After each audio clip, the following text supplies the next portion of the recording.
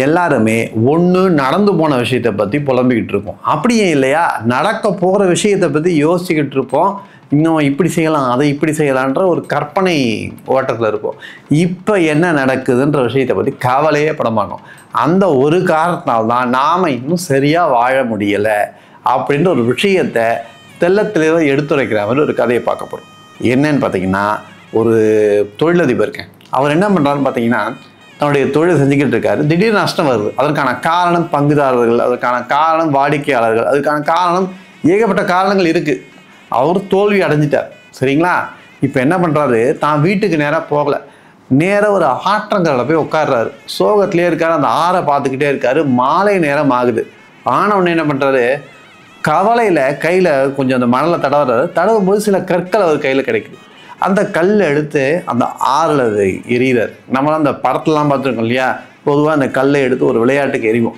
அப்படி தன்னை சோகமாக நினச்சிக்கிட்டே ஒவ்வொரு கல்லாக எடுத்து எறிகிறார். கிட்டத்தட்ட இரவு முழுக்க எறிகிறாருங்க. கடைசியாக ஒரு கல்லை எடுக்கிறாரு. அப்படி எடுக்கும்பொழுது பார்த்தா பகலாயிடுது. அந்த கையில் இருந்த கல் என்னன்னு பார்த்தீங்கன்னா, அது ஒரு வைரக்கல். அதாவது இரவோட இரவாக ஏதோ ஒரு கொள்ளை என்ன பண்ணியிருக்காரு, அந்த இடத்துல அந்த கற்களை மறைச்சி வச்சுட்டு போயிருக்கான் அந்த மணலில். அது தெரியாமல் நம்மால் ஒவ்வொரு வைரக்கல்லாக எடுத்துக்கிட்டு அந்த ஆற்றில் இருந்துக்கிட்டு இருந்தான். அந்த மனுஷன் வேற யாரும் இல்லைங்க, நாம தான்.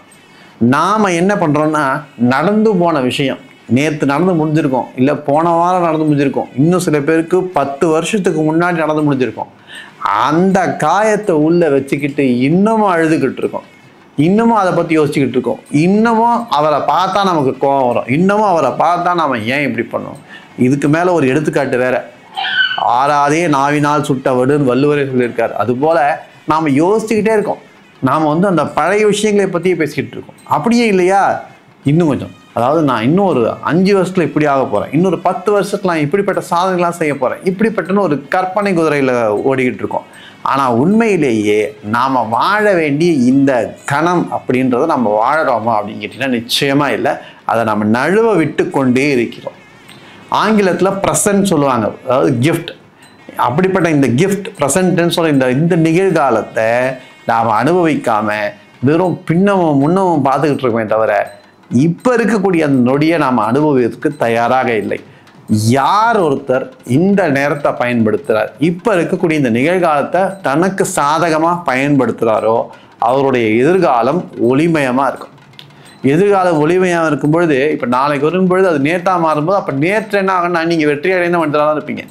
அப்போது நேற்றும் மகிழ்ச்சியானது, நாளையும் மகிழ்ச்சியானது. யாருக்குன்னா இன்றைய பொழுதை அழகாக கழிப்பவர். அந்த அழகாக கழிப்பவர் ஏன்னா உங்களுக்குன்னு ஒரு திறமை இருக்கும்.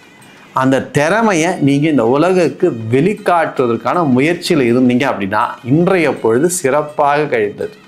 நீங்கள் செய்யக்கூடிய வேலை உங்கள் திறமைக்கு ஏற்றவாறாக இருக்கணும். அந்த திறமையை நீங்கள் பயன்படுத்த உங்களை வெற்றி பின்தொடர்வது என்று சந்தேகமே இல்லை. அதே போல் தான் பணமும் உங்களை பின்தொடர்ந்து வந்து தான் ஆக வேண்டும். ஒருவேளை நீங்கள் உங்களுக்கு பிடிச்ச தொழிலை செய்கிறீங்க அப்படின்னா, ஏன்னா ஒரு தொழில் நம்ம பிடிச்சி செய்யும் பொழுது அந்த செய்யக்கூடிய வேலையில் நம்ம அழகேற்றுவோம்.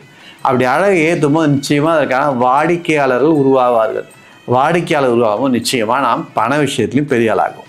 ஆக பெரிய ஆள் ஆகணும் அப்படின்னு முடிவு பண்ணிட்டோம் அப்படின்னா நாம் செய்ய வேண்டியது நிகழ்காலமான இந்த வைரக்கற்களை தேவையில்லாமல் எரிஞ்சிக்கிட்டு இருக்காமல் அதை பத்திரப்படுத்தி வச்சுக்கிட்டு இந்த நிகழ்காலத்தை அருமையாக பயன்படுத்துவோம்.